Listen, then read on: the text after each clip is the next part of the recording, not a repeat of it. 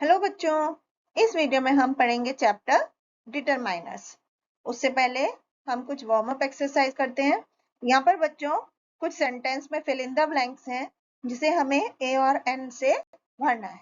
जैसे there is a gift shop in our neighbourhood, it has a lot of variety of gift items, it also sells artificial jewelry, it is run by an old man who bought it from a English woman, Alexa.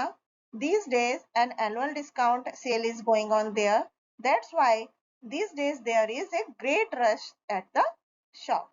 तो बच्चों determiners जो word होते हैं वो noun के पहले use किए जाते हैं नाउन के बारे में बताने के लिए। तो डिटरमाइनर्स का काम है टू एक्सप्रेस रेफरेंस, नाउन के क्लैरिफाई के लिए कि नाउन किसको रेफर कर रहा है।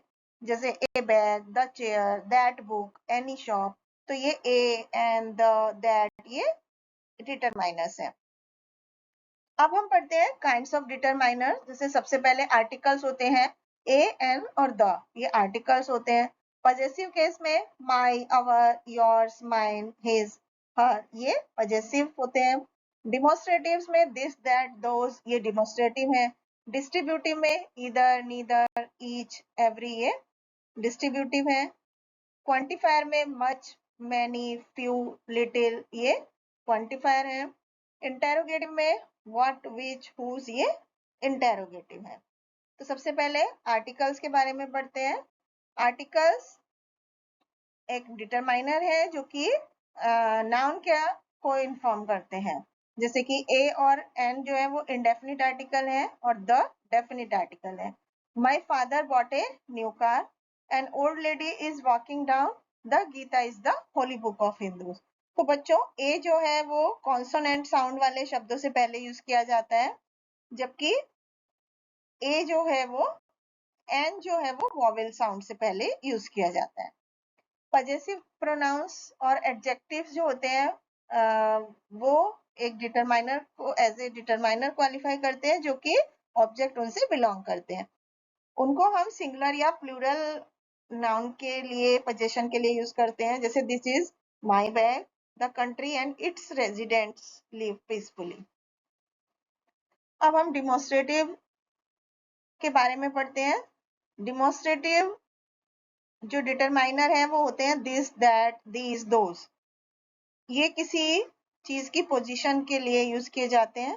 जैसे सिंगुलर नाउन के लिए दिस यूज करते हैं, whose book is this. These जो प्लूरल नाउन के लिए, हुज बुक्स आर दीज।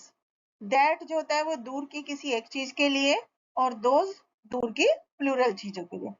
तो दिस और दीज पास की चीजों के लिए और दैट और दोज दूर की चीजों के लिए यूज किए जाते हैं। इसके बाद डिस्ट्रीब्यूटिव्स होते हैं।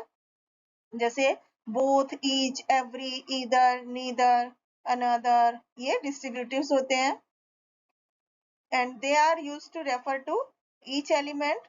जैसे कि we use each when we think of people और things seen as separate individual. Every जब यूज करते हैं जब हर एक को लेना होता है ग्रुप में से। इसी तरह से नीदर नॉर यूज किए जाते हैं और अदर, जैसे every person has given an identify card. Would you like another T? Either parent can attend the meeting, neither of them was present. अब हम क्वांटिफायर पढ़ते हैं। तो क्वांटिफायर एक ऐसा वर्ड या फ्रेज होता है जो कि नाउन के पहले यूज किया जाता है क्वांटिटी या अमाउंट बताने के लिए। जैसे फ्यू, मैनी, मच, इस तरह के वर्ड यूज करते हैं। She will come back after a few days, I don't have any novel to read. Interrogatives, interrogative वो डिटरमाइनर होते हैं जो क्वेश्चन पूछने के लिए यूज किए जाते हैं। जैसे कि हु, विच, हुम, हुज, व्हाट, इस तरह के वर्ड है। जैसे whose bags are these, which shirt did you buy, ये इंटेरोगेटिव डिटरमाइनर्स हैं। तो आइए अब इससे जुड़ी हुई एक्टिविटी करते हैं। तो यहाँ पर बच्चों ब्रैकेट में से हमें सही ऑप्शन को चुनकर सेंटेंस कंप्लीट करना है। जैसे Rajeev doesn't like either bag, my grandmother adds little sugar in his tea, can you please give me some water? That tall animal is elephant. During winter vacation we visited few friends. These mangoes from Nasik are sweet. There are a lot of places that you can visit in Delhi. Next activity में बच्चों हमें fill in the blanks में determiners fill करना है, जैसे dash pencils do you have in the box. Either pencils do you have in the box?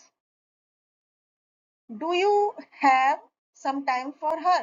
Yeah, there were some birds sitting on the tree. What problems have you solved today? Nina does not have a new dress. Few children are playing in the park. Dash program are you going today night? Which program are you going today night? Next activity में भी बच्चों हमें sentence को complete करना है. Dash questions do you want to ask, तो हम क्या लिख सकते हैं? Either questions do you want to ask. We can park on either side of house. One day we have to do our work. Each day we have to do our work.